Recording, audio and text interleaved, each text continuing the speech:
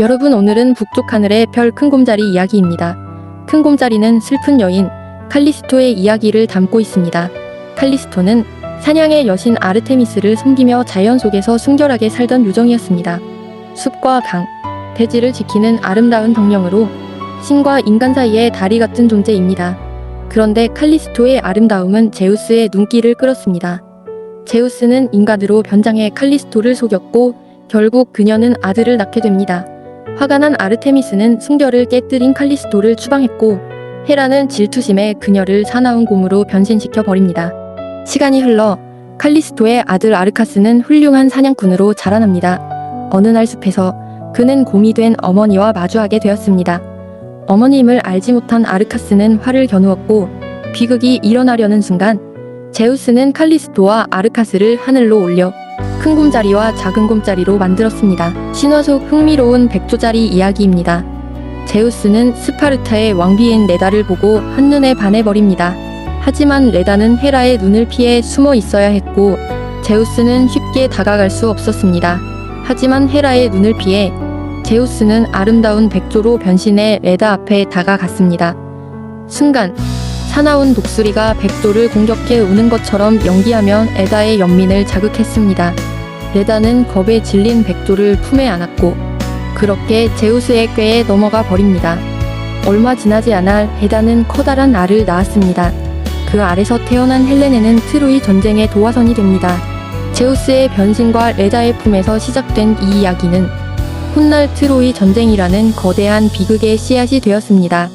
단순한 사랑 이야기가 아니라 인류 역사와 신화의 전환점을 만들어낸 운명적인 사건, 백조자리 이야기였습니다. 오늘은 황금비로 시작된 전설적인 영웅의 탄생 이야기를 해볼까 합니다.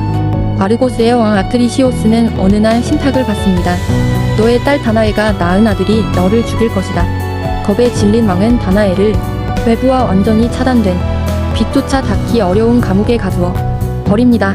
하지만 제우스는 어둠도 가릴 수 없는 그녀의 미모에 한눈에 반해버립니다.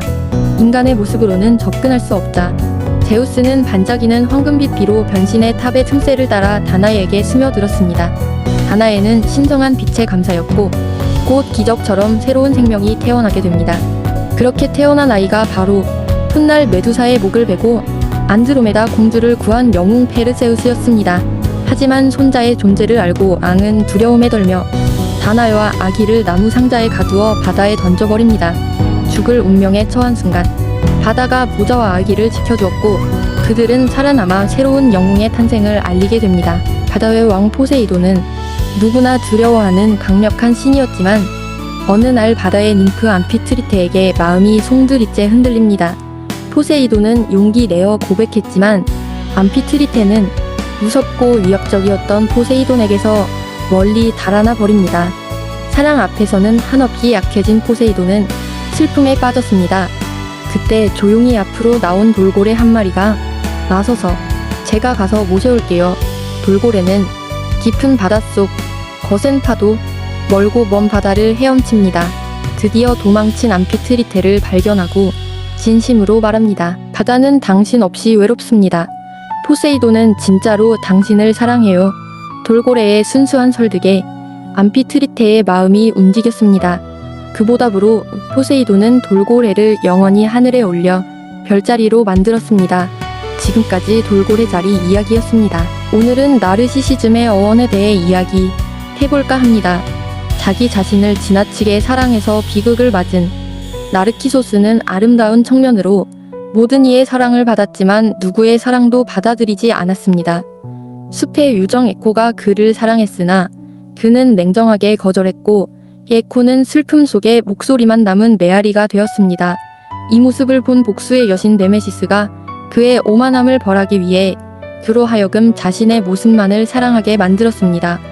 어느 날 나르키소스는 물에 비친 자신의 얼굴에 반해 연못가를 떠나지 못하고 결국 굶주림과 슬픔으로 죽게 되었습니다. 그 후 그 자리에 노랗고 하얀 꽃이 피어났습니다. 그 꽃이 바로 나르시서스 수선화입니다. 현대에서는 자기애가 강한 사람을 나르시시즘이라고 합니다. 오늘은 그리스 신화에서 황금사과로 시작된 신들의 질투와 인간 세계의 전쟁 이야기를 해볼까 합니다. 어느 날 바다의 여신 테티스와 인간왕 펠레우스가 결혼하게 되었습니다.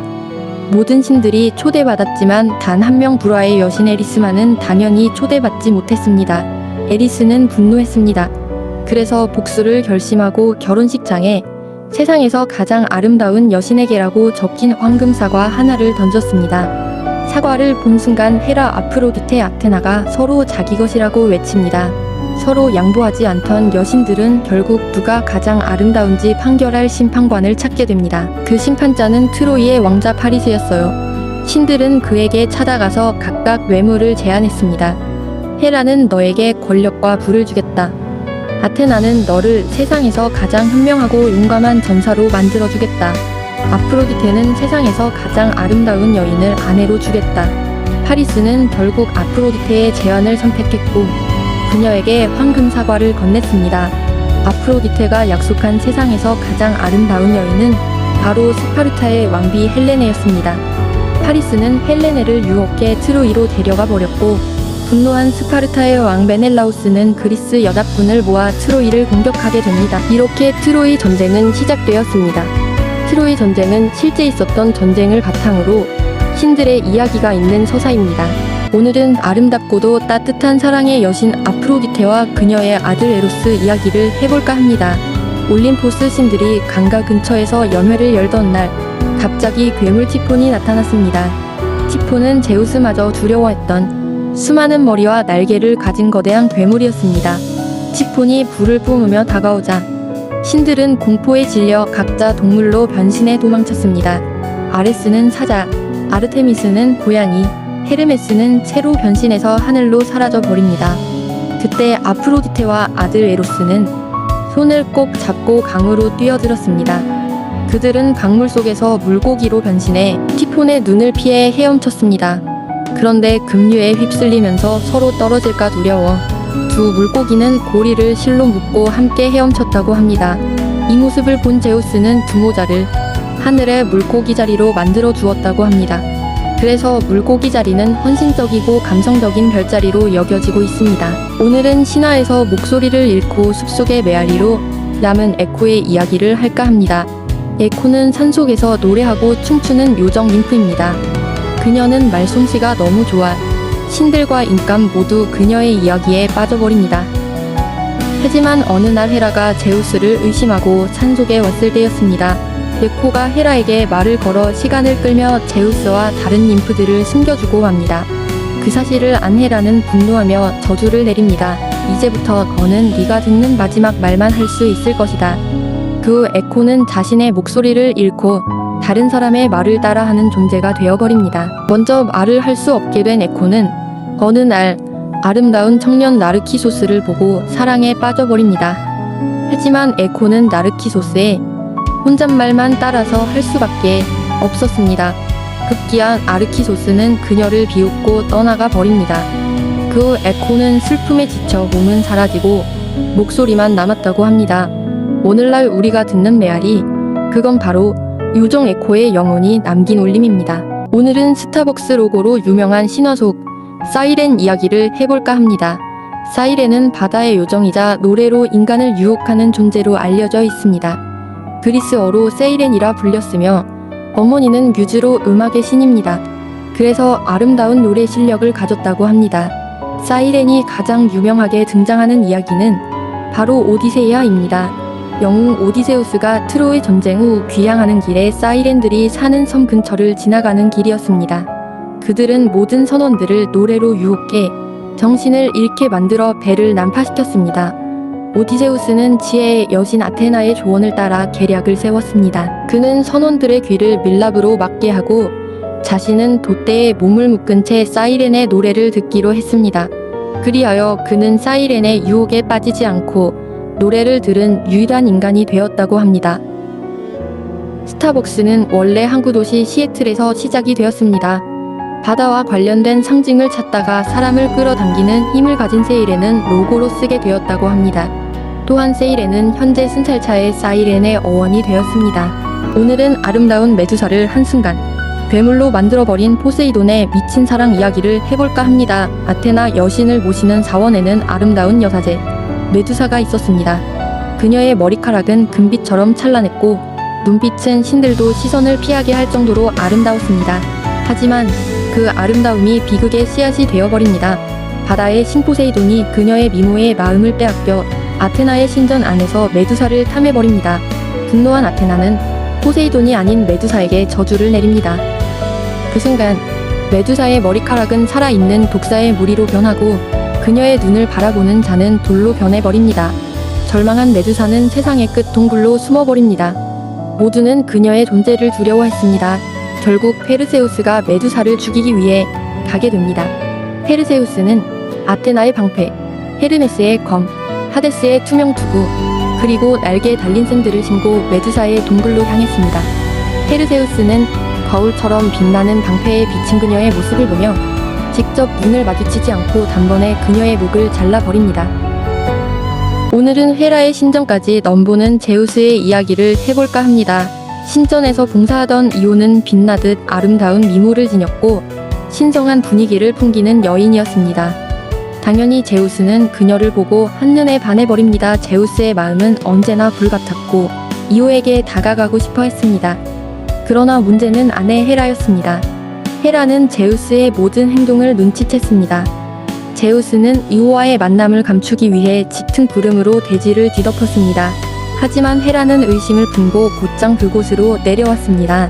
당황한 제우스는 이오를 들키지 않으려고 순식간에 흰 암소로 변신시켜 버렸습니다. 헤라는 그 암소가 이오임을 눈치채고 제우스에게 암소를 선물로 달라고 말했습니다. 결국 이오는 헤라의 손에 넘어가게 됩니다.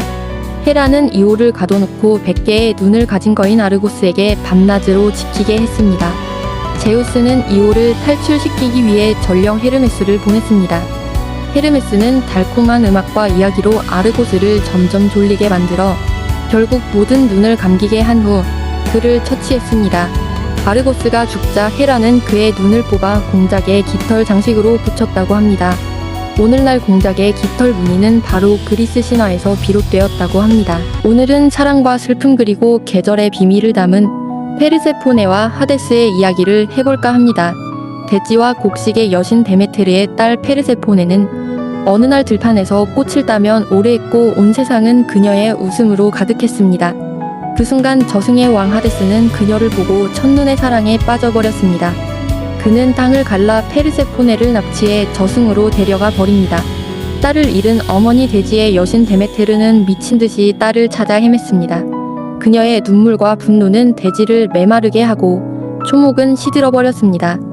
세상은 얼어붙은 겨울로 변해버렸습니다. 결국 제우스가 하데스와의 중재에 나섰습니다. 하지만 페르세포네는 이미 석류를 먹어버렸습니다. 저승의 음식을 먹은 자는 이승으로 완전히 돌아올 수가 없습니다. 그리하여 페르세포네는 1년의 반은 어머니와 함께 지상세계에서 반은 하데스와 저승세계에서 보내게 됩니다. 그 후 페르세포네가 지상에 오면 봄과 여름이 찾아오고 저승으로 내려가면 가을과 겨울이 시작됩니다. 그리스 신화에서 이라자리는 음악의 신 아폴론이 아들 오르페우스에게 선물한 악기입니다. 오르페우스는 아주 뛰어난 음악가였습니다. 그의 리라 연주는 사람은 물론 새와 짐승, 나무와 바위까지 움직이게 만들 정도로 신비로웠습니다. 심지어 파도조차 그의 음악에 맞춰 출렁였다고 전해집니다. 하지만 그의 삶은 비극으로도 유명합니다. 아내 에우리디케가 뱀에 물려 죽자 오르페우스는 슬픔을 이기지 못하고 저승세계까지 내려가게 됩니다. 그곳에서 그는 리라를 연주하여 저승의 신 하데스와 페르세포네의 마음을 움직였고 결국 아내를 데려갈 기회를 얻게 되었습니다. 또한 지상에 도착하기 전까지 절대 뒤돌아보면 안 된다는 조건이 붙었습니다. 하지만 안타깝게도 지상 가까이에 다다랐을 때 오르페우스는 불안한 마음에 뒤를 돌아보고 말았습니다. 그 순간 에우리디케는 영원히 저승으로 사라져 버렸고 그는 끝내 아내를 잃고 말았습니다. 그 후 오르페우스는 슬픔 속에 방랑하다가 목숨을 잃었고 제우스는 그의 영혼과 함께 리라를 하늘의 별자리로 만들었습니다.